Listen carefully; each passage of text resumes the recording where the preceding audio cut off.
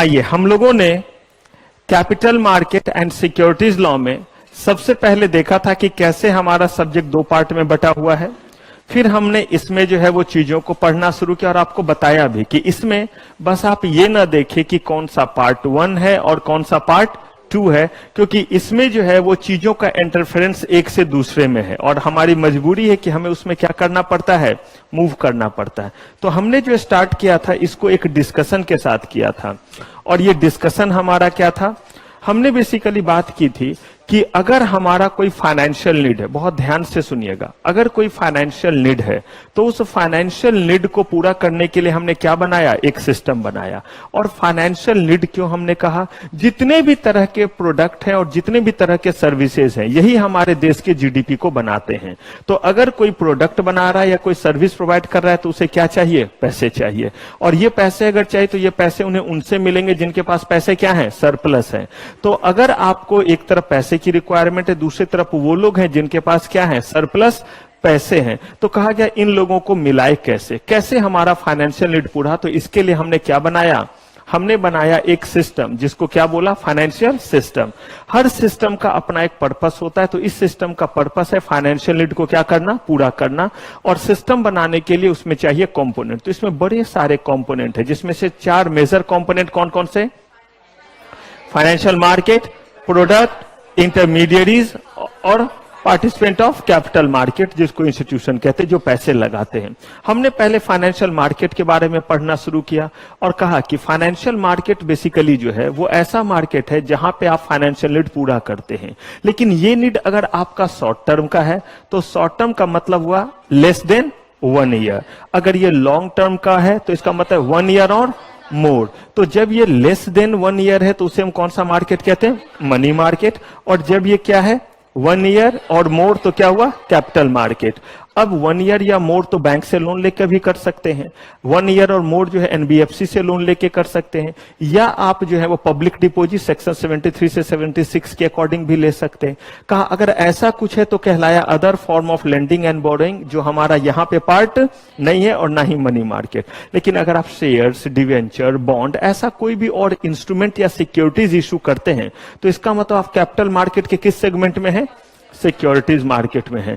कहा जितने भी बार आपको पैसे की जरूरत होगी हर बार आप प्राइमरी मार्केट में आएंगे और इंस्ट्रूमेंट इशू करेंगे, और जिन जिन इंस्ट्रूमेंट को प्राइमरी मार्केट में इशू किया है उसे सेकेंडरी मार्केट में क्या करेंगे, लिस्ट करेंगे, ताकि लोग जान सके कि जो 10 रुपए का चीज लिया था आज उसकी कीमत कितनी है, कम हो गया या ज्यादा हो गया, पहली बात। दूसरी बात, अगर उन्हें लिक्विडिटी चाहिए, अगर उन्हें बेचना है तो वो फटाक से क्या कर सके, बेच सके। और हमने बहुतों बार टर्मिनल देखा कि क्लिक कीजिए, बेचना है बेच दीजिए, खरीदना है खरीद लीजिए।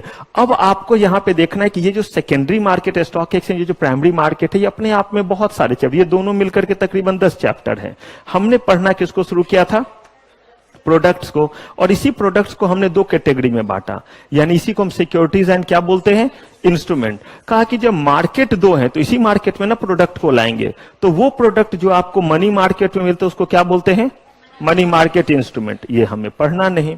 वो प्रोडक्ट जो आपको कहां मिलेंगे, कैपिटल मार्केट में, उसको क्या बोलते हैं, कैपिटल मार्केट इंस्ट्रूमेंट। ये हमें पढ़ना है और ये हमारा चैप्टर है। अब हमने इसको मेजरली कितने पार्ट में बांटा, 3। कौन कौन सा, प्योर, हाइब्रिड, डेरिवेटिव्स। लेकिन हमने बात की थी कि डेरिवेटिव और हाइब्रिड ये कहीं ना कहीं टिका हुआ है किस पे, प्योर पे। बस यही वजह था कि हमने पहले किस इंस्ट्रूमेंट को पढ़ना शुरू किया, पहले हमने जो है वो प्योर इंस्ट्रूमेंट को पढ़ना शुरू किया। प्योर इंस्ट्रूमेंट को हमने बांटा कितने कैटेगरी में, कौन कौन सा, डिवेंचर। अभी हमने शेयर्स, डिवेंचर नहीं पढ़ा था, किसको पढ़ना शुरू किया, शेयर्स। फिर फर्दर शेयर्स को कितने कैटेगरी में बांटा, इक्विटी और प्रेफरेंसेस शेयर्स। फिर हमने इक्विटी को कितने कैटेगरी में बांटा, equity share with equal right with respect to dividend and voting, and equity with differential right with respect to dividend and और वोटिंग। और हमने इन दोनों को पढ़ा। हमने देखा था कि किस तरह ये कंपनी के ओनर कहलाते हैं जो इक्विटी शेयर होल्डर है। लेकिन डीवीआर वाले शेयर्स को लेकर के हमने जो है वो एक कैलकुलेशन भी किया था, और उसमें हमने देखा था कि डीवीआर में आप जितने भी शेयर दीजिए, लेकिन जितने आपके पहले से हैं और अभी आप जितना क्या कर रहे हैं, डीवीआर इशू कर रहे हैं, बाद में किसी भी शर्त पे आपके इस बार के इशू का 74% से ज्यादा नहीं होना चाहिए। और इसी को लेकर के मैंने आपको कैलकुलेशन करना भी सिखाया था। तो इसमें क्या कोई कंफ्यूजन है? बस मैं अपने जो है वो कहिए कि क्लैरिटी के लिए एक बार दोबारा डिस्कस करता हूं कि अगर मान लीजिए किसी कंपनी के पहले से जो है वो 1000 शेयर इशू है, जनरल शेयर, तो इसका मतलब उस कंपनी के कितने वोट? 1000 वोट।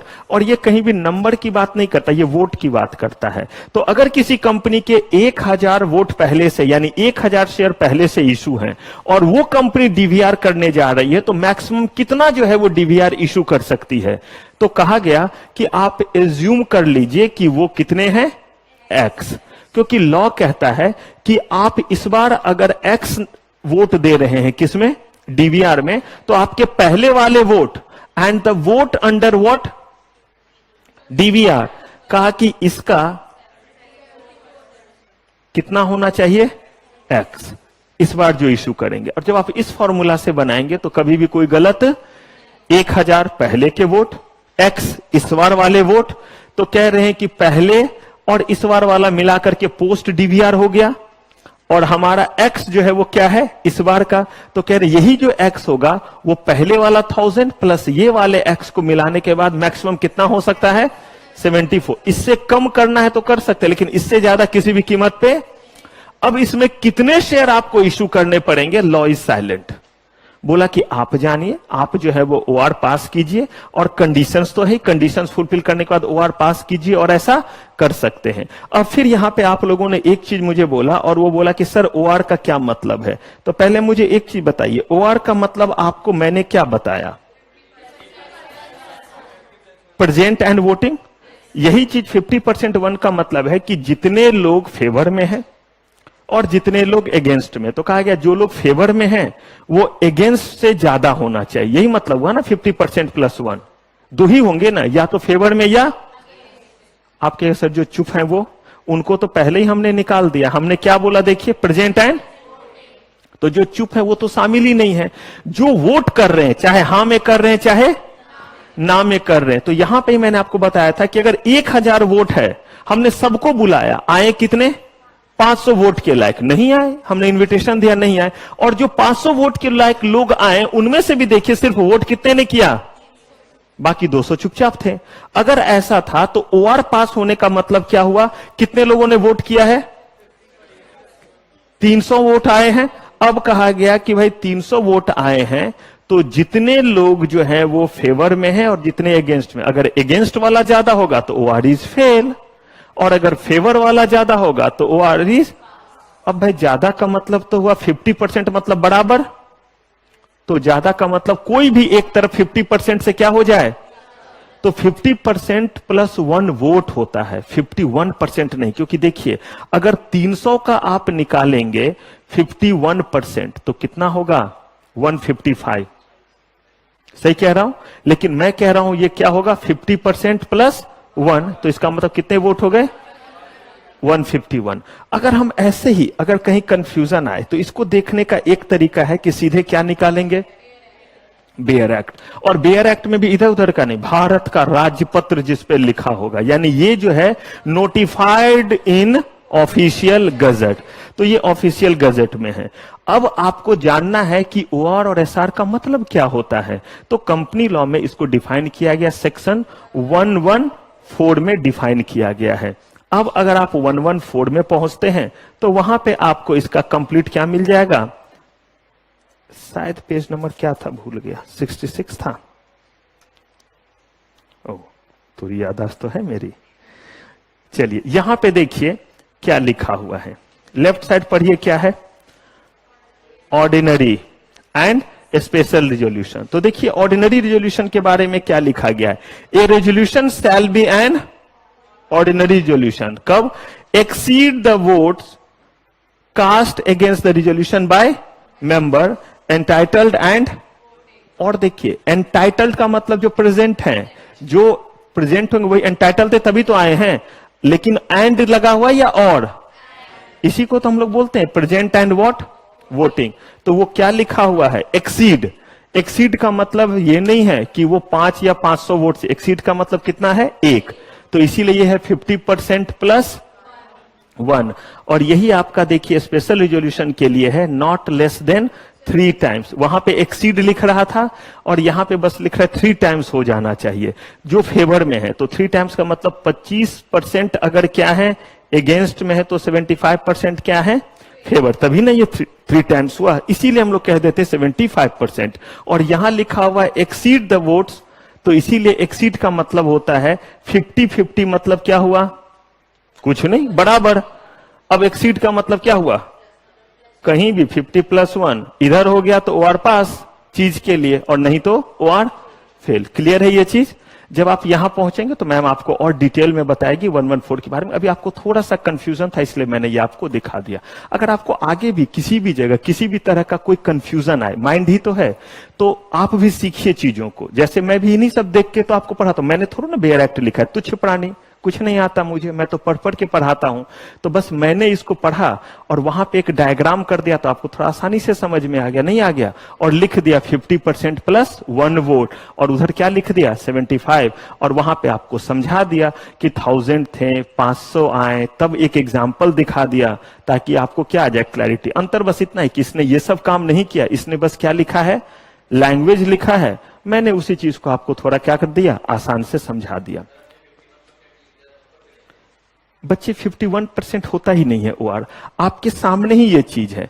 नंबर कटेंगे और जुड़ेंगे मैं नहीं बोल सकता, मैं बोलता हूं जो आप लिख रहे हैं वो सही नहीं है, तो आप सही लिखेंगे तो ही ना नंबर मिलेगा। आप मुझे एक चीज बताइए, अगर आपने 51% लिखा है, एक कंपनी है, जरा सोचिए ध्यान से, और कंपनी में वोटिंग हो रही है, मान लीजिए 1 करोड़ शेयर होल्डर है, अब ओआर पास होना है, मुझे बताइए कितने वोट मिलने पे आप ओआर पास कीजिएगा? आपके अकॉर्डिंग तो 51 लाख, मेरे अकॉर्डिंग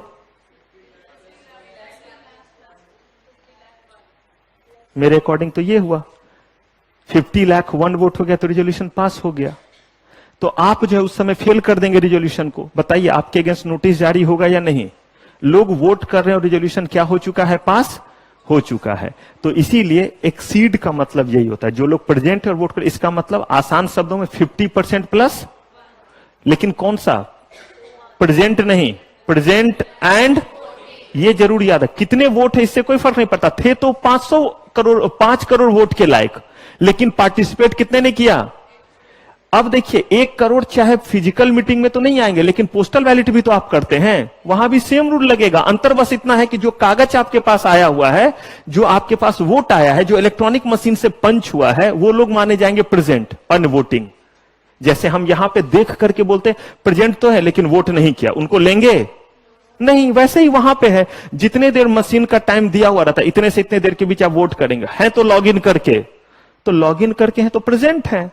वोट कब माना जाएगा? जब बटन क्या करेंगे, दबाएंगे। या अगर डाक के द्वारा भेजना है, पोस्टल से भेजना है, तो वो क्या होगा हमारे पास जब आएगा। क्लियर है? चलिए अब यहां तक का सफर तय कर लिया, अब यहां से आगे बढ़ते। यहां तक में बताइए कहीं कोई गिला शिकवा दुख दर्द? बढ़े आगे, चलिए। शेयर इशू करने के 3 तरीके, at par, at premium, at discount. समझिए चीजों को, ये नहीं कि किसने क्या बताया कैसे बताया, समझिए जो जो चीज है लॉ समझिए। कहां क्या है वो भी बताऊंगा। कोई भी चीज जब आप बोलते हैं, मैं ही आपको कभी कभी बोलता हूं कि अभी रुक जाइए, इसको और ज्यादा आगे बताएंगे, क्योंकि शायद उस समय उससे ज्यादा बताया नहीं जा सकता है। इसीलिए जैसे आप जैसे ही सुनेंगे डिस्काउंट से, डिस्काउंट पे तब होता ही नहीं है, रुको जरा सब्र करो, साबित करूंगा। जैसे अभी आपके दिमाग में था तो दिखाया ना कि ये चीज कैसे है, कि ये कैसे 50% प्लस 1 ही है, वैसे ही एट डिस्काउंट आपको जो है वो इशू करके दिखाऊंगा, और वो मेरे ही जोन में आएगा जब मैं ग्रीन शू ऑप्शन पढ़ाऊंगा कि ऐसा मुसीबत कि अगर नहीं डिस्काउंट पे इशू करेंगे तो मार्केट कोलैप्स कर जाएगा। तो वो ग्राउंड भी दिए हुए कि किस किस समय में एट डिस्काउंट हम क्या कर सकते हैं, जारी कर सकते हैं। हाँ, इन जनरल पहले बहुत लिबरल रूल था, अब रूल को क्या कर दिया गया, स्ट्रिक्ट कर दिया गया कि इन जनरल कोई डिस्काउंट में इशू नहीं कर सकता। बट स्टिल अभी भी वो सिचुएशन है जब डिस्काउंट पे क्या होगा, शेयर जारी होगा, किया जाएगा। तो चलिए सबसे पहले हम लोग बात करते हैं कि 2 एस्पेक्ट होते हैं शेयर में, ध्यान से सुनिए। एक हुआ कि डिविडेंड जो है वो रिटर्न है, किसका, शेयर होल्डर्स का। जब भी कोई रिटर्न उनको देते उस रिटर्न का नाम क्या है, डिविडेंड, चाहे कम दे चाहे ज्यादा दे। अब डिविडेंड का जो कैलकुलेशन होता है वो इस बेसिस पे होता है कि कंपनी के जो है वो शेयर्स का एक्चुअल प्राइस क्या है। जब भी कोई शेयर इशू किया जाता है तो जैसे मान लीजिए कि कोई जो है वो एक जो है वो पेन या पेन छोड़िए, एक टी शर्ट जिसकी कीमत 2000 रुपये, रिबॉक का एक टी शर्ट है, कीमत कितनी? अब ये 2000 रुपया इसका एक्चुअल वैल्यू हो गया, नॉमिनल वैल्यू हो गया, एट पार वैल्यू हो गया, जो भी नाम दीजिए। अब इस टी शर्ट को जो है वो पहना सलमान खान ने, मतलब मैं ऐसे इशारा करूं, मैं नहीं हूं सलमान खान, मुझे पता है मैं बहुत गंदा दिखता हूं, तो मैं पहले ही बोला। देखिए, जो बोले अच्छा दिखता हूं उसका ना क्रिटिसिज्म कीजिएगा। मैंने शुरू में ही बोला मैं बहुत गंदा बदसूरत दिखता हूं, मैं बहुत गरीब आदमी हूं और मुझे बहुत कम जानकारी है। सब बात तो मैंने बोल ही दी है, तो अब तो आप ये बोल ही नहीं सकते, आप तो बहुत सारे काबिल बनते, ये आता है वो आता है। मैंने तो पहले ही बोला तुच्छ प्राणी, मैं अभी भी सीख ही रहा हूं, ज्यादा चीजें आती नहीं है। तो मान लीजिए सलमान खान ने पहना, इमेजिन, और सलमान खान एज यूजुअल पहनते कम हैं, खोलते ज्यादा है। पहना, टी शर्ट खोला, घुमाया, अब इसका लगा ऑक्शन। क्या लगा इसका? अब सोचिए जरा, 2000 का टी शर्ट रिबॉक का सलमान खान ने पहना, अब इसका अगर ऑक्शन लगेगा तो मुझे बताइए ये 2000 में बिकेगा या उससे ज्यादा में? क्यों ज्यादा में बिकेगा? इसका मतलब सलमान खान ने पहना, वो इसके लिए वो कह रहे हैं कि हम इसका प्रीमियम लेंगे, कि मैं चीज नहीं चाइनीज हूं, मैंने पहना है, तो मैंने पहना है तो इसकी कीमत क्या हो गई? बढ़ गई। लेकिन एक्चुअल वो रिबॉक का टी शर्ट है जो कितने में मिलता है? 2000 में मिलता है। लेकिन रिबॉक का वही टी शर्ट जो सलमान खान ने पहना है, वो टी शर्ट अगर आप जा रहे हैं तो उसके लिए मान लीजिए लिया जा रहा है 2 लाख रुपया। कितना? और मैं कोई गलत चीज नहीं लिख रहा हूं, अगर सही में ऑक्शन वो लगा देना अपने टी शर्ट का तो शायद ज्यादा भी हो सकता है। तो ये जो यहां 1,98,000 रुपया लिया गया, ये क्या है? कहा ये प्रीमियम है। लेकिन क्या इसमें वो 2000 शामिल नहीं है जितने में रिबॉक का टी शर्ट खरीदा? कहा ये भी है। सॉरी, अगर किसी को ये टी शर्ट खरीदना रहा तो उसके जेब से कितने पैसे निकलेंगे?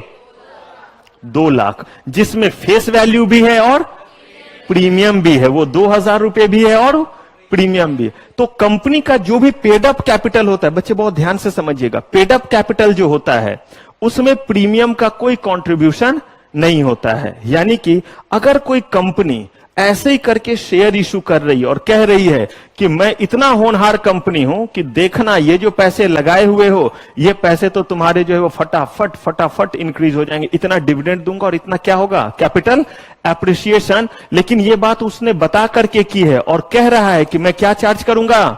प्रीमियम चार्ज करूंगा। और कह रहा है कि मेरा 10 रुपए का शेयर है। कितने रुपए का? 1 रुपए का भी कह सकता। आगे सिखाऊंगा कि क्या हमेशा फेस वैल्यू 10 ही होगा या कम भी हो सकता है। करेंगे वो बात, वो सब CBICDR रेगुलेशन ने बोला है, तो पहुंचेंगे वहां पे। प्राइमरी मार्केट जब पढ़ाऊंगा तब वो डिस्कस करेंगे। तो बोला 10 रुपए शेयर है, लेकिन मैं इसके लिए आपसे जो है वो 90 रुपीज और लूंगा। कितना? तो इशू प्राइस जो होगा वो प्राइस है जो आपके जेब से लग रहा है, उसको क्या बोलते हैं? Issue price. तो अगर मान लीजिए कोई 10 रुपए का चीज है और 10 रुपए में ही मिल रहा है, तो एट पार मिल रहा है, जितने की कीमत है उतने में मिला। 2000 का टी शर्ट है, जाकर के कमला नगर, वो मेरा इलाका मतलब मैं वहां का डॉन नहीं हूं, लेकिन कमला नगर उससे तरफ पड़ता है। तो आप कमला नगर गए और वहां पे आपने क्या कर लिया? 2000 रुपए में एक टी शर्ट ले लिया, तो 2000 का 2000। अब चाहे पिंकी ले, चाहे मुस्कान ले, चाहे खुशी ले, कोई भी ले, कितने में मिलेगा? 2000। ये उसका क्या हो गया? Face value. अब अगर ये जो है उतने में ही लेते तो 2000 इनके जेब से गया। कंपनी ने 10 रुपए का चीज 10 रुपए में बेचा और कंपनी ने ऐसे 1 लाख शेयर बेचे। कंपनी के पास कितने पैसे आएंगे? और ये 10 लाख रुपए से कंपनी का पेड अप कैपिटल बढ़ जाएगा और माना जाएगा कंपनी का पेड अप कैपिटल हो गया 10 लाख। लेकिन अब कंपनी ने जो फिर वही काम किया, 10 रुपए का शेयर और कितना चार्ज कर रही है? प्रीमियम 90 रुपए प्रीमियम। तो बेच कितने में रही है? 100 रुपए में। अब आपके जेब से कितना जाएगा? 10 रुपया, 90 रुपया, दोनों कितना लगेगा? 100। Issue price. तो इशू प्राइस फेस वैल्यू से ज्यादा हो गया या नहीं? अब जब 1 लाख ऐसे शेयर बिकेंगे तो यहां भी मल्टीप्लाई कीजिए 1 लाख से और यहां भी मल्टीप्लाई कीजिए 1 लाख से। ये जो 10 लाख है इससे पेड अप कैपिटल बढ़ जाएगा। ये हो गया कंपनी का पेड अप कैपिटल। और ये जो 90 लाख है ये सिक्योरिटीज प्रीमियम अकाउंट में क्या हो जाएंगे? ट्रांसफर हो जाएंगे। और आगे आपको कंपनी लॉ में भी बताया जाएगा या बताया गया होगा, मैं भी आगे कुछ जगह बताऊंगा कि इसका इस्तेमाल कहां कर सकते हैं, क्योंकि बायबैक मुझे पढ़ाना है तो वहां पे मैं बताऊंगा कि इसका क्या इस्तेमाल हो सकता है। तो कुछ ऐसे काम होते हैं जहां पे सिक्योरिटीज प्रीमियम अकाउंट से काम कर सकते हैं। इसका मतलब ये नहीं है कि कंपनी के पास कितने आए, टोटल 1 करोड़ आए, नहीं आया, ये 10 लाख और ये 90 लाख, 1 करोड़ हो गया ना। तो ये 1 करोड़ से आप अपना प्रोजेक्ट चला सकते हैं, 1 करोड़ से अपना बिजनेस कर सकते हैं। लेकिन पेड अप कैपिटल जो आप लिखेंगे वो कितना लिखेंगे, 10 लाख ही लिखेंगे पेड अप कैपिटल। क्लियर है ये चीज। अब देखिए, अगर कंपनी कभी भी कोई भी शेयर 10 रुपए का है, यही रिबॉक का टी शर्ट कितने रुपए वाला था, 2000 वाला, हम और आपने खरीदा फेस वैल्यू पे 2000। अब सलमान खान वाला क्या हो गया, 2 लाख में प्रीमियम पे हो गया।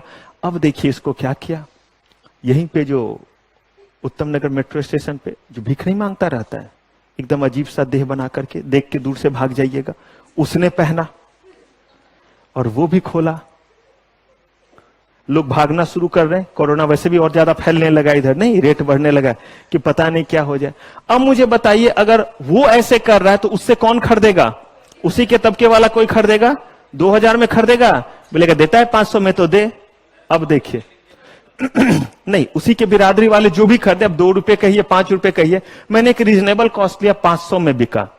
तो मुझे बताइए जितने का कीमत था उससे भी कम में बिका या नहीं, क्यों कम में बिका, क्योंकि उसे जो पहन के, उसे जो धारण जिसने किया था वो उतने के ही लायक था, इसीलिए क्या हुआ, वो कम में जो है वो बिका। तो ठीक वैसे ही कंपनी जो है वो क्या कर रही है, कंपनी का 10 रुपए का चीज है, लेकिन कंपनी की स्थिति क्या है वो सुनिए।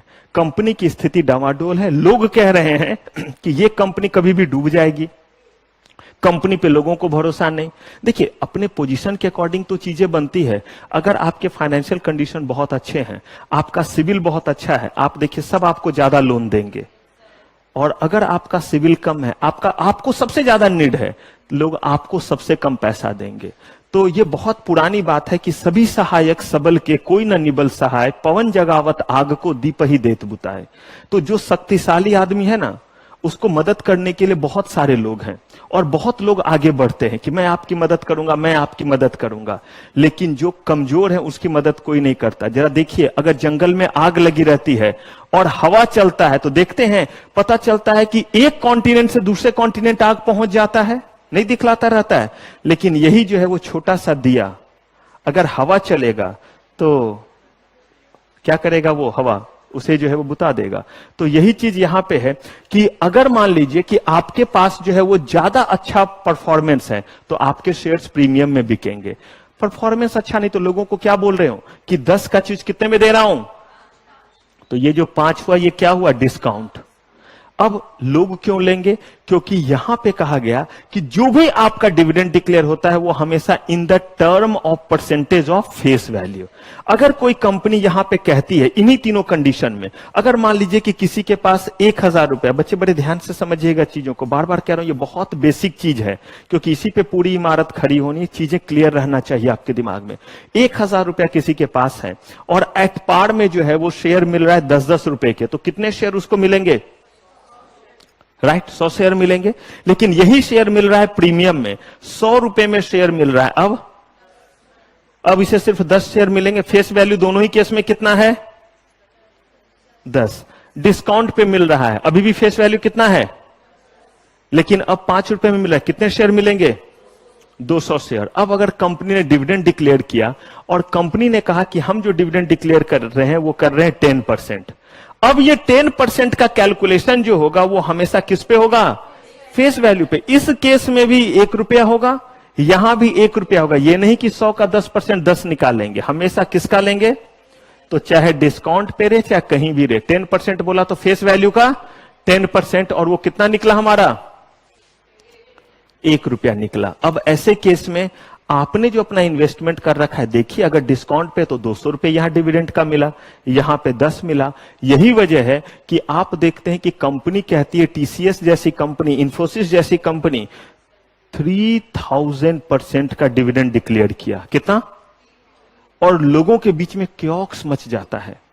क्यों क्योक्स मच जाता है कि कितना परसेंट, लोग क्या समझ रहे हैं कि 3000% का मतलब ये रहा, 3000% का मतलब 20 नीचे उड़ा दिया इसको, यानी कि कितना टाइम्स,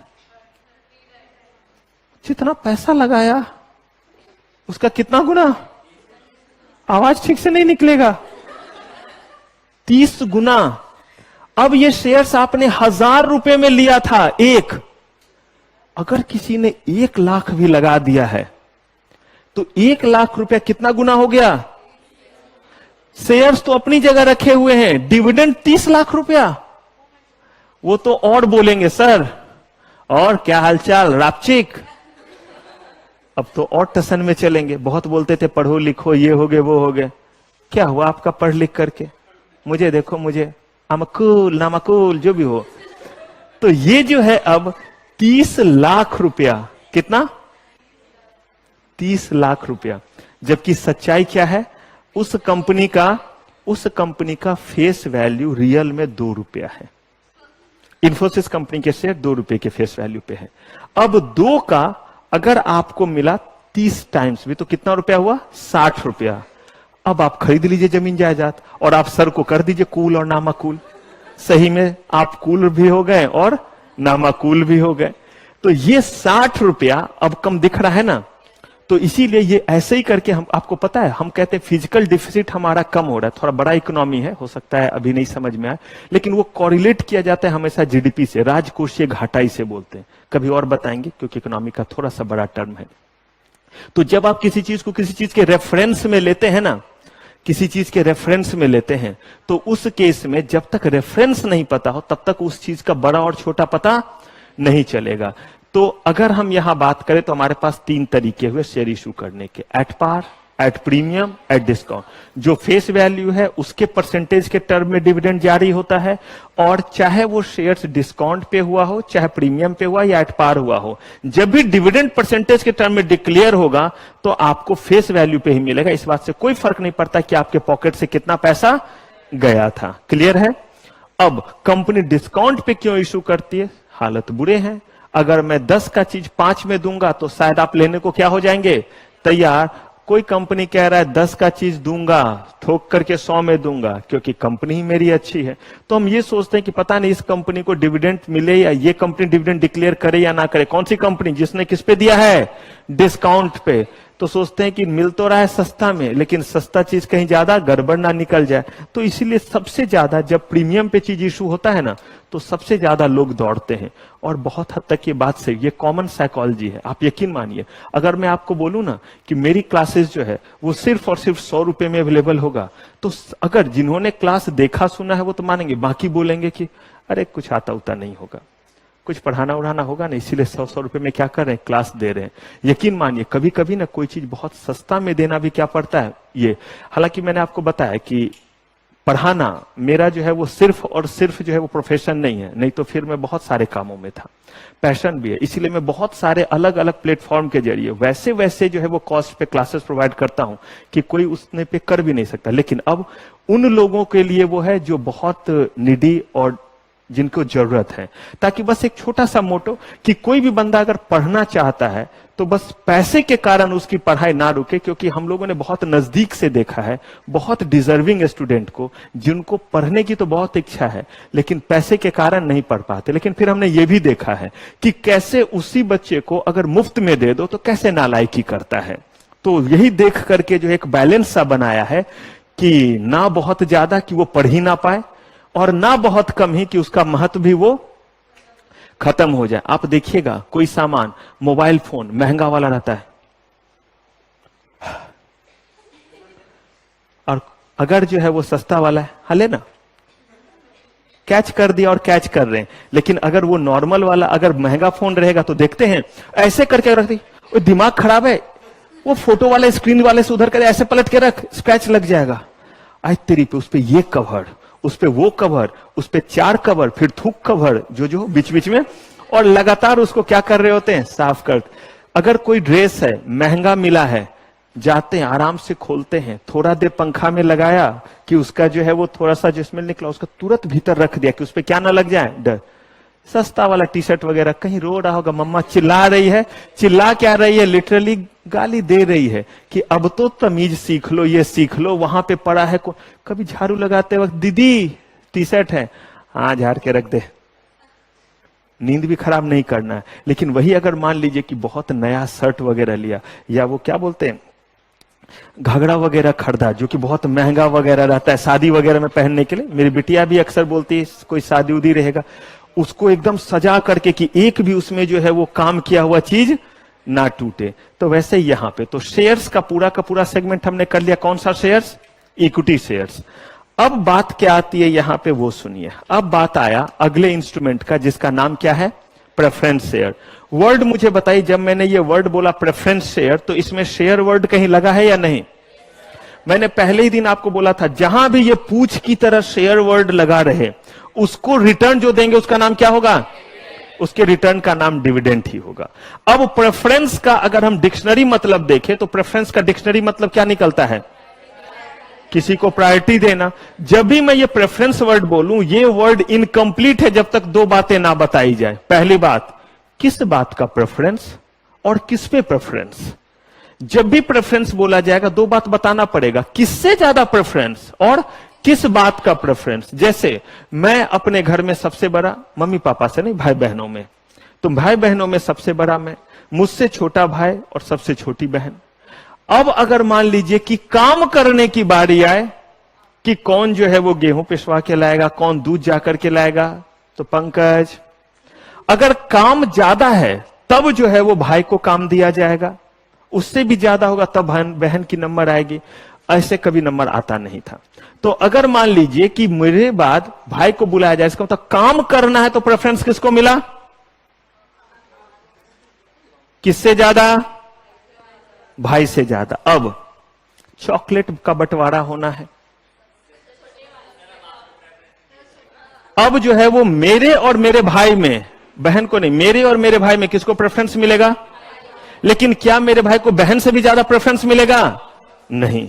किस चीज का प्रेफरेंस मिल रहा है भाई को और किससे ज्यादा?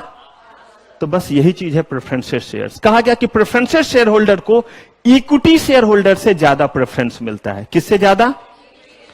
कहा किस चीज का प्रेफरेंस? मार कुटाई की बोला गया कि नहीं, दो चीजों का प्रेफरेंस।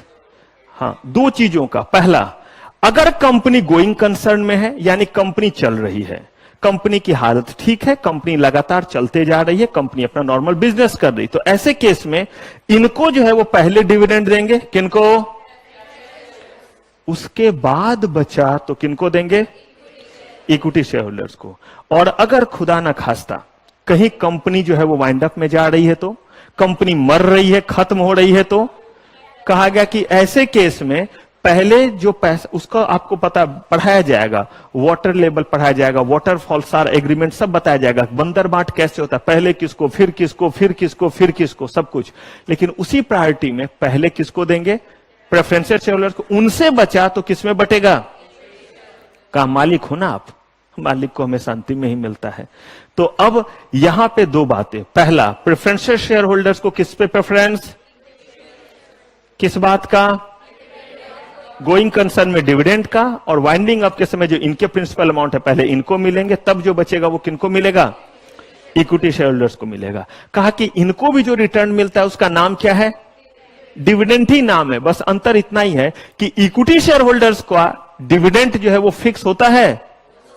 नो, हमने पढ़ा भी था, अनलिमिटेड रिस्क और अनलिमिटेड रिटर्न, याद है ना? अनलिमिटेड रिस्क और अनलिमिटेड क्या फॉर्मूला था डिविडेंड का, इक्विटी शेयर होल्डर्स के डिविडेंड का? Divided by outstanding. और इसका वाला क्वेश्चन आप लोगों पे पेंडिंग पड़ा हुआ है, क्योंकि आपने डीवीआर वाला तो दिखा दिया, वो वाला नहीं दिखाया है, बना लिया है। चलिए अच्छी बात है। तो इसमें जो है वो हमने बात भी की थी कि ये जो हमारा आउटस्टैंडिंग है, इस आउटस्टैंडिंग का मतलब था एज ऑन डेट, जितने अभी तक हमने शेयर इश्यू किए सबको ऐड कीजिए, और जितना बायबैक किया सबको क्या कीजिए, और वो देखिए कितना हुआ। ये नेट इफेक्ट उस दिन का क्या कहलाता है? आउटस्टैंडिंग इक्विटी शेयर्स कहलाता है। अब कहा कि जो प्रेफरेंशियल शेयर होल्डर्स हैं उनका ये डिविडेंड जो है वो रेट ऑफ डिविडेंड फिक्स है, यानी कि इक्विटी शेयर होल्डर्स को तो अनलिमिटेड रिटर्न मिलेगा, जितना प्रॉफिट हुआ। इन जनरल इनको जो है वो उतना ही मिलेगा जितना जो है वो इनसे कमिट किया गया था, और यही कहलाया फिक्स रेट ऑफ। लेकिन वर्ड डिविडेंड है, नहीं मिला प्रॉफिट तो कहा भाई डिविडेंड का कैलकुलेशन ही तो करते हैं, डिस्ट्रीब्यूटेबल प्रॉफिट से ही तो डिवाइड करते हैं। तो जब प्रॉफिट ही ऊपर में नील बट्टा सन्नाटा है तो बाकी क्या निकल करके आएगा? तो इसका मतलब इनको भी नहीं मिलेगा। बिल्कुल सही है। In general preferences share holders को भी नहीं मिलता है, बार बार वर्ड यूज कर रहा है। इन जनरल इनको भी जो है वो कोई रिटर्न नहीं मिलेगा अगर कंपनी को प्रॉफिट नहीं हुआ है तो, और अगर हुआ भी है तो इनको जो मिलेगा वो क्या मिलेगा? फिक्स रेट ऑफ डिविडेंड मिलेगा। No voting right in general. कुछ एक्सेप्शंस है, करेंगे बात, टाइप में जाएंगे। अदरवाइज कहा कि इनको भी जो है वो कहीं कोई वोटिंग राइट नहीं मिलना है। आगे बात करूंगा क्योंकि अब ओपन एंडेड क्वेश्चन आएगा जब डिफरेंट डिफरेंट इंस्ट्रूमेंट पढ़ा दूंगा। क्या ओपन एंडेड क्वेश्चन रहेगा कि बताइए कंपनी के एंड से कौन सा इंस्ट्रूमेंट इशू करना चाहिए और क्या सोच करके कंपनी करेगी। आपको मार्केट के भी सिचुएशन को देखना रहेगा और कंपनी पॉइंट ऑफ व्यू से भी देखना रहेगा कि company is going to raise this much of fund, how you will advise your managing director to go through with any particular instrument. तो इसीलिए अभी जो आप सुन रहे हैं ये सत्यनारायण भगवान का कथा तो बहुत शानदार है, ये प्रवचन तो बहुत शानदार है, लेकिन इसको जब डिराइव करना रहेगा तो बहुत दिक्कत होगी। इसलिए बहुत ध्यान से समझिएगा। और इस पे डिराइव करके क्वेश्चन आता है कि कौन सा इंस्ट्रूमेंट, किसी एक पे शॉर्ट नोट्स जल्दी नहीं देता है, लेकिन वो जो क्या करता है ओपन एंडेड क्वेश्चन आ जाता है, लेकिन ये समझा रहेगा खुद ब खुद वो हम लोग डिराइव कर लेंगे। तो अब देखिए इसमें इन जनरल वोटिंग राइट नहीं है, कंपनी के एंड से फायदा है। कंपनी ने देखा कि मुझे अपना स्टेक डाइल्यूट नहीं करना है। हर चीज का प्रो कॉन्स दोनों होता है, यानी कि वोटिंग राइट में कोई इंटरफेरेंस नहीं होगा, कंपनी के मालिकाना हक में कोई जो है वो आएगा नहीं, कोई शोर शराबा नहीं मचाएगा। और कहा limited return and limited risk. इसका मतलब है अगर कंपनी को प्रॉफिट हुआ और कंपनी ने जो है वो 1 लाख प्रेफरेंस शेयर इशू किए थे, कितने रुपए वाले? 10 रुपए वाले, और फिक्स रेट ऑफ डिविडेंड बोला था 10%। इसका मतलब हर साल कितना रुपया डिविडेंड का बांटना पड़ेगा? 1 लाख। और हर एक प्रेफरेंस शेयर्स पे कितना देंगे? 10 रुपए का एक है तो 1 रुपए का डिविडेंड देंगे। कंपनी को प्रॉफिट आया 2 लाख का, क्या कंपनी ये 2 लाख रुपए प्रोजेक्ट में लगा सकती है? नहीं। लेकिन अगर मान लीजिए कि प्रेफरेंस शेयर होल्डर होते ही नहीं तो 2 लाख का अगर प्रॉफिट आया तो 2 लाख का प्रॉफिट प्रोजेक्ट में लगा सकते थे, या डिविडेंड के लिए वो चिल्लम चिल्ली शुरू करते इक्विटी शेयर होल्डर? बोला कि उनके चिल्लम चिल्ली का भी कोई असर पड़ना नहीं था, क्योंकि कंपनी की मर्जी, वो चाहे तो सारा पैसा क्या कर सकती है? प्रोजेक्ट में लगा सकते। लेकिन कहा अगर आपके पास प्रेफरेंस शेयर्स हैं तो वैसे केस में पहले उनका डिविडेंड क्या कीजिए और उसके बाद सोचिए, क्योंकि ये मालिक थोड़ा ना है। इनको क्या मिला?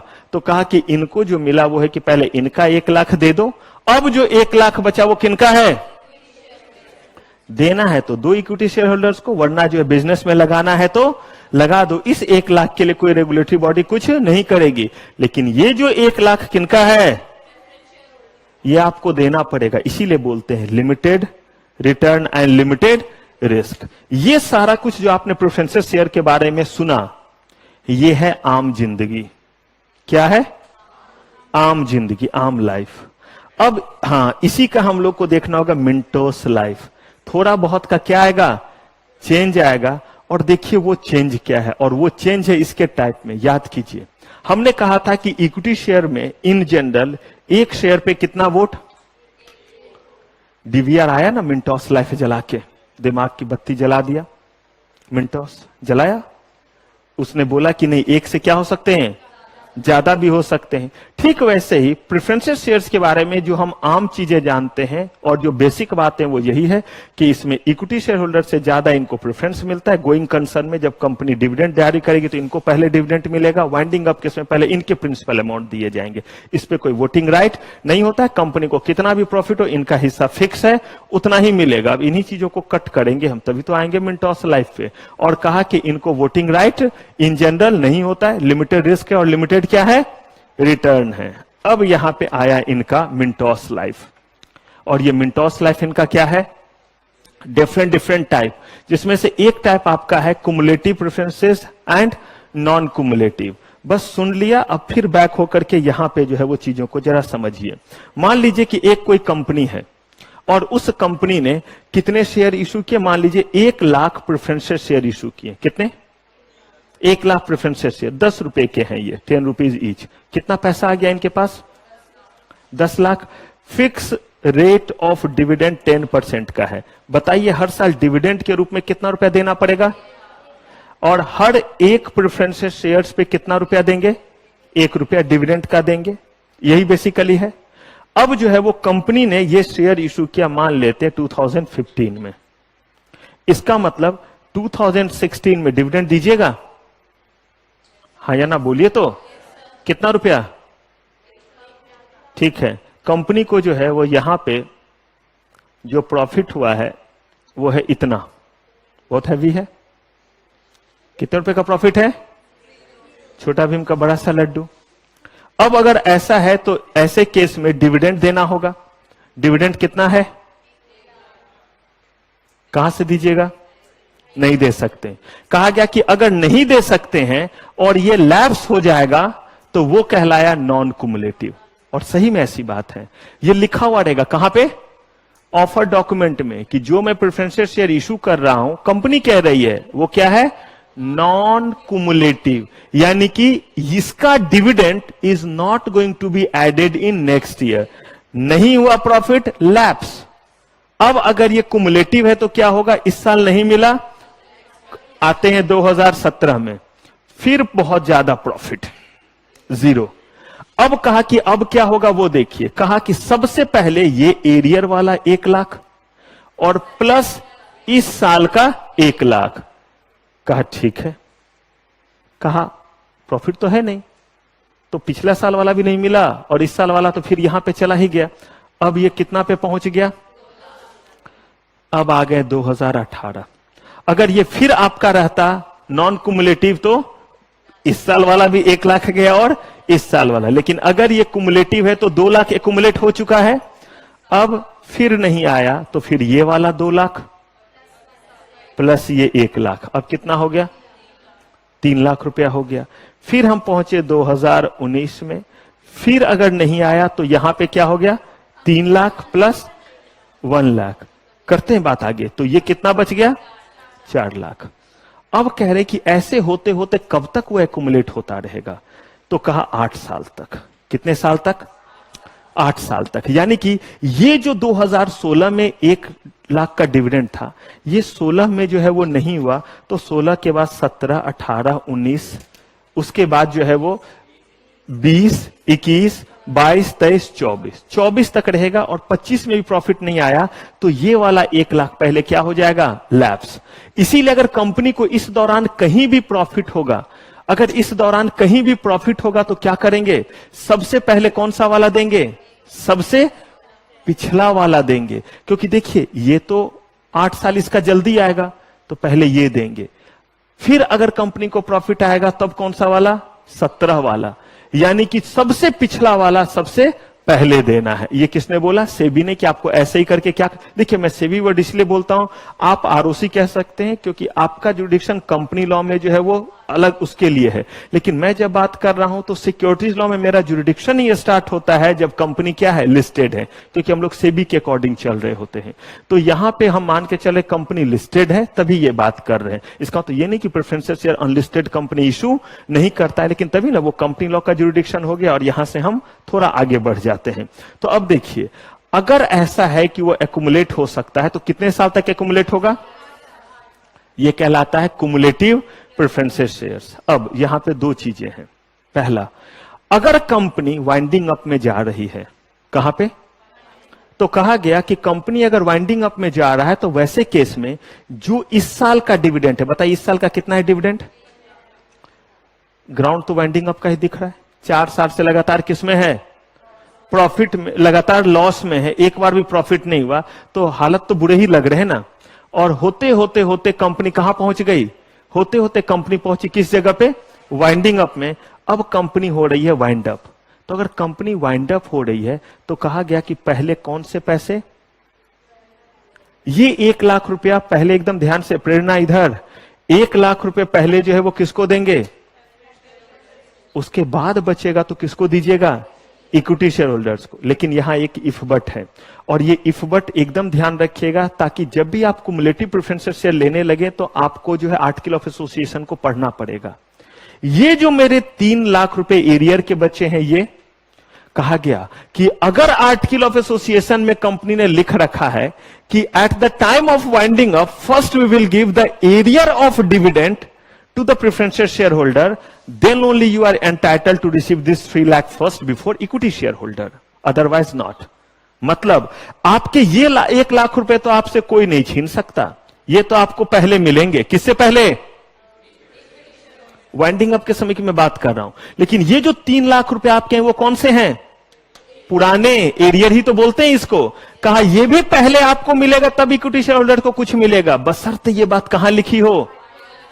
लेकिन अगर आर्टिकल ऑफ एसोसिएशन में कुछ ना लिखा हो तो तब नहीं मिलेगा, तब ये 1 लाख मिलेगा और ये जो एरियर वाले 3 लाख थे ये।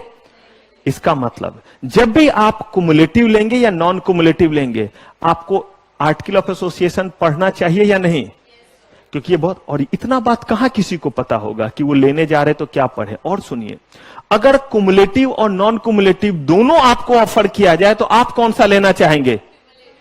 कुमुलेटिव। तो इसका मतलब नॉन कुमुलेटिव, मैंने बोला था कि इतने तरह के जो आपके इंस्ट्रूमेंट है वो इसीलिए है क्योंकि लोगों का रिस्क लेने का एपेटाइट अलग अलग है, और ये खाने की तरह है, टेस्ट की बात है।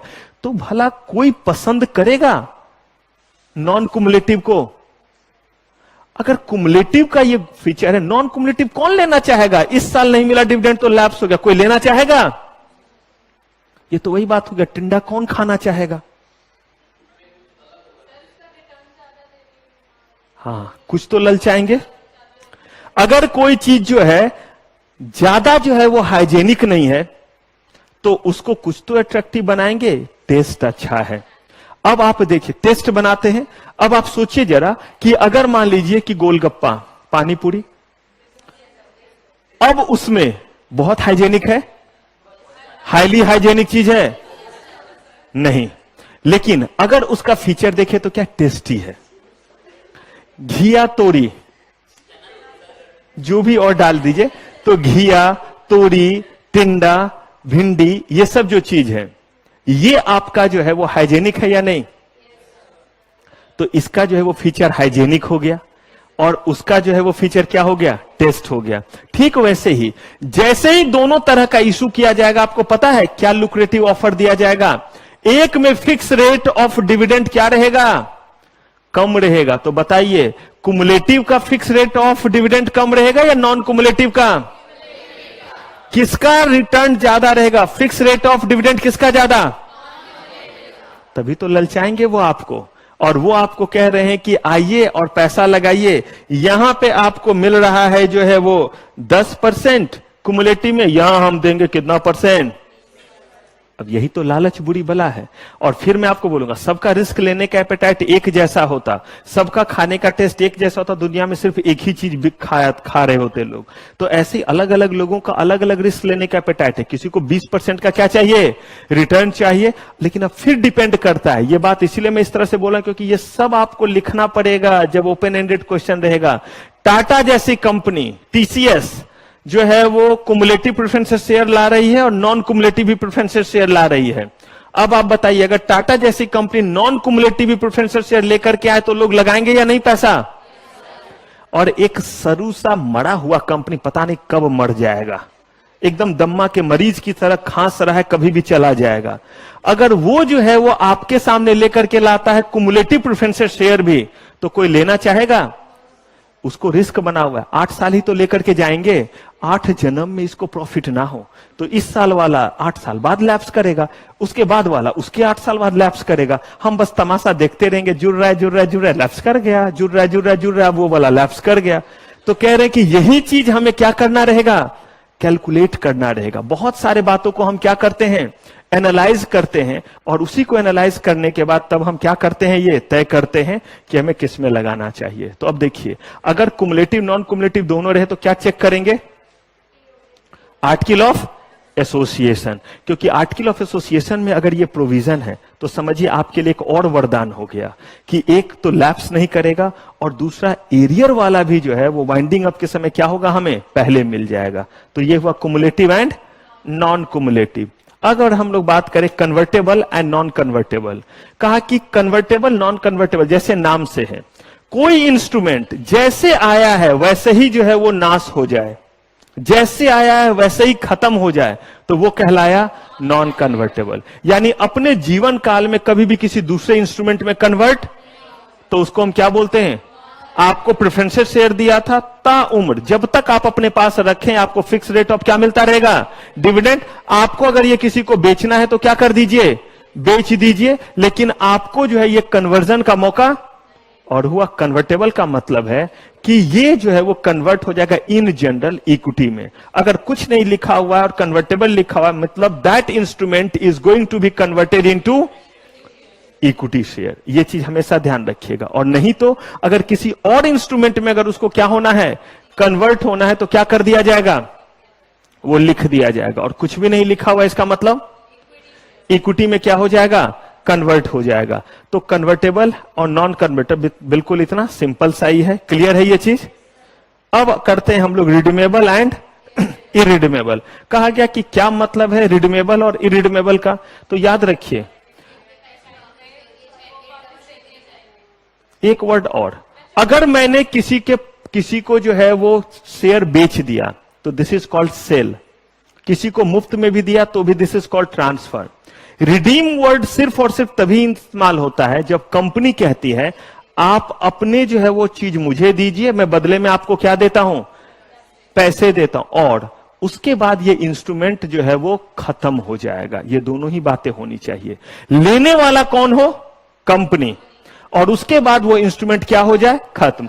जैसे अगर कंपनी के 1000 जो है वो प्रेफरेंशियल शेयर हैं, इन्होंने इनको बेच दिया, 500 शेयर इन्होंने इनको बेच दिया, कोई फर्क नहीं पड़ता। उनके 500 शेयर कम हो गए, इनके 500 जो है वो बढ़ गए, लेकिन कंपनी के टोटल नंबर ऑफ शेयर्स ना कम हुए ना क्या हुए? ज्यादा हुए। तो कोई भी इंस्ट्रूमेंट याद रखिएगा, बायबैक कोई भी इंस्ट्रूमेंट वाइंडिंग अप के समय सारे इंस्ट्रूमेंट जो है वो क्या होते हैं? रिडीमेबल होते हैं। क्या होते हैं? यानी कंपनी को वो वापस लेकर के पैसा देना ही पड़ेगा। किस समय? लेकिन अगर हमने किसी इंस्ट्रूमेंट को रिडीमेबल बोला, इसका मतलब ये नहीं है कि वाइंडिंग अप के समय, इसका मतलब है in the going concern of company. अब ये नहीं पता कि कितने दिन बाद, वो 1 साल का समय हो, 2 साल का हो या 5 साल का हो, लेकिन कंपनी वाइंडिंग अप के अलावा एक पर्टिकुलर टाइम में अपने इंस्ट्रूमेंट को क्या कर लेगी? आपसे वापस लेकर के आपको क्या दे देगी? पैसे। इसको कहते हैं रिडीमेबल। आज के डेट में अगर हम प्रेफरेंशियल शेयर्स की बात करें तो प्रेफरेंशियल शेयर्स में जो है वो एक कैप लगा है और कहते हैं कि 20 साल से बड़ा कोई भी जो है आप इशू इन जनरल नहीं करेंगे। कुछ जगह पे 30 का है लेकिन थोड़ा ज्यादा हो जाएगा, हाँ करेंगे उसकी बात। तो कह रहे हैं कि ऐसे जो है वो 20 ईयर क्या है इन जनरल, कि मैक्सिमम रिडम्पशन का टाइम कितना है? 20 ईयर्स। अगर कंपनी ने कुछ नहीं बोला है, इसका मतलब है कि आप अगर 20 साल से पहले बेचना चाहे तो बेचिए जिसको बेचना है मार्केट में। अगर 20 साल हो गए तो कंपनी आपसे क्या करेगी? खरीद लेगी। अब मुझे एक बात बताइए, अगर ये फीचर है तो ये अच्छा है या बुरा है? क्या अच्छा है? 20 साल बाद कह रहे हैं कि कंपनी ले ही लेगी, क्या अच्छा हुआ इसमें? इंटरेस्ट कहां? डिविडेंड ना। और अगर नहीं रहता तो भी तो हम किसी को बेच सकते थे, तो इसमें रिडीमेबल होने का क्या फायदा हुआ? बेचना तो कभी भी किसी को बेच दीजिए, और जब तक रखना चाहते तब तक रख तो सकते थे। ये जो बोला गया कि 20 साल से ज्यादा दिन रख ही नहीं सकते हैं, तो ये अच्छा कैसे हुआ? यहां तक तो सुना था, अब इसके बाद बताइए। पढ़ा नहीं, सोचना है बस। क्यों 20 साल का ये रखा गया? क्या इससे मिल गया? क्या आपको फायदा हो गया? अब जरा सुनिए, जब हम किसी चीज को बेचते हैं तो सामने ग्राहक भी होना चाहिए। पॉसिबल है कि मैं जब चीजों को बेचने जा रहा हूं तो मुझे कोई खरीदने वाला नहीं मिल रहा है। कम से कम यहां इतना तो है कि 20 साल तक अगर मैं इसको अपने पास रखूंगा तो 20 साल बाद कोई ग्राहक मिले ना मिले, एक ग्राहक कौन तैयार है? और कंपनी ने बोला हुआ है कि रिडीम जो करेगा वो किस वैल्यू पे करेगा? मतलब प्रीमियम पे करेगा, डिस्काउंट पे करेगा, या एट? ऑब्वियस सी बात है वो डिस्काउंट पे भी कर सकता है, लेकिन आप दीजिएगा ही नहीं ऐसे में, मतलब सब्सक्रिप्शन ही खराब हो जाएगा। तो आप प्रीमियम है या क्या है? कम से कम कंपनी, एक आदमी तो है जो कहता है कि रखो रखो अपने पास, कोई नहीं लेगा तो 20 साल बाद। अब इससे उसकी लिक्विडिटी थोड़ी क्या हो जाती है? बढ़ जाती है। मार्केट में भी बेचने जाइएगा तो वो भी फटाक से खरीद लेगा, अरे कोई बात नहीं, कोई ग्राहक नहीं मिला तो 15 साल तो बीत ही गए, 5 साल बाद तो कंपनी ही ले लेगी। वो बंदा जब आगे किसी को बेचेगा तो उसको लेगा अब तो कुछ ही दिन बचे, कोई नहीं तो किसको बेच देंगे, कंपनी को जो हम क्या करेंगे, बेच देंगे। तो ये बेसिकली समझे यहां पे रिडीमेबल का क्या हो गया फायदा। अब यहां पे हो सकता है कि कल के डेट में सेबी फिर से अमेंडमेंट कर, क्योंकि पहले एक समय था जब उन्होंने जो है वो कहा था कि आप चाहे तो इररिडीमेबल प्रेफरेंशियल शेयर क्या कर सकते हैं, इशू कर सकते हैं। आज के डेट में ये इशू करना पॉसिबल नहीं है, क्योंकि कैप लगा दिया उन्होंने कितने साल पे, इन जनरल 20 ईयर्स पे जो है वो कैप लगा दिया। इसको क्या बोलते हैं, इरिडीमेबल प्रेफरेंशियल शेयर। अब इसके बाद एक और चीज है, लेकिन वो थोड़ा इससे ज्यादा धांसू और उस पर कुछ मैथ्स बनाने पड़ेंगे हमें। तो पहले आप इसको कॉपी कीजिए, फिर आगे बढ़ते हैं। हर चीज इशू के समय जो ऑफर डॉक्यूमेंट देंगे, क्या बोलते हैं उस डॉक्यूमेंट को, ऑफर डॉक्यूमेंट। उस ऑफर डॉक्यूमेंट में ये लिखा हुआ रहेगा हर बात कि ये कितने में मिल रहा है और कितने दिन बाद ये रिडीम होगा या कैसा रहेगा। अब देखिए, हमने प्रेफरेंशियल शेयर्स के बारे में कहा कि प्रेफरेंशियल शेयर्स में प्रेफरेंस मिलेगा इक्विटी शेयर होल्डर से ज्यादा, डिविडेंड को लेकर के। और हमने प्रेफरेंशियल शेयर का एक बेसिक कैरेक्टर बतलाया कि जितना जो है वो आपको कहा हुआ है उतना ही मिलेगा, उससे ज्यादा नहीं मिलेगा। लेकिन अब एक खास तरह का इंस्ट्रूमेंट बनाएगा, और ये सारे इंस्ट्रूमेंट इसलिए बीच बीच में एक्सपेरिमेंट करके बनाए जाते हैं क्योंकि सेबी का एक ही प्रयास, और वो है कि ज्यादा से ज्यादा लोग इस सिक्योरिटीज मार्केट से जुड़े। और जब उनके लायक चीज, सोचिए जरा, आप बाजार जाएंगे, बाजार में अगर आपके टेस्ट के लायक सामान मिलेगा तभी तो आप खाना पसंद करेंगे। तो इन्होंने कहा कि हर किसी के टेस्ट के लायक क्या किया जाए, चीजें बनाया जाए। ठीक वैसे ही कहा कि थोड़ा सा और इसमें सोचना है, और इसमें हमें एक खास इंस्ट्रूमेंट बनाना इसी प्रेफरेंशियल शेयर में, और कहा कि क्या हर केस में ये फिक्स है कि जो प्रेफरेंशियल शेयर होल्डर्स हैं उनको कभी भी कुछ भी उनके फिक्स रेट ऑफ डिविडेंड से ज्यादा नहीं मिलेगा।